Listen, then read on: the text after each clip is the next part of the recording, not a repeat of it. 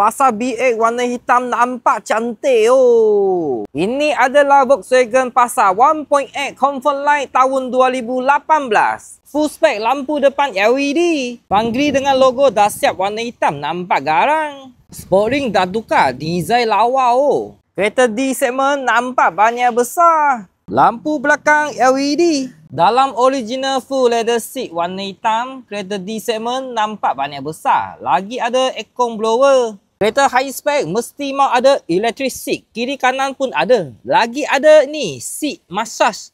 Tengok depan leather seat. Sama dengan belakang, semua original saja. Lawa lagi oh. Dulu owner memang banyak jaga kereta ni. Dashboard. Semua cantik lagi boleh nampak. Sikit cara pun tak ada ah. Ini ada skrin besar lagi. Lagi ada auto parking. Dengan multi-function steering wheel. Okey kawan-kawan, kereta ni boleh buat muka kosong.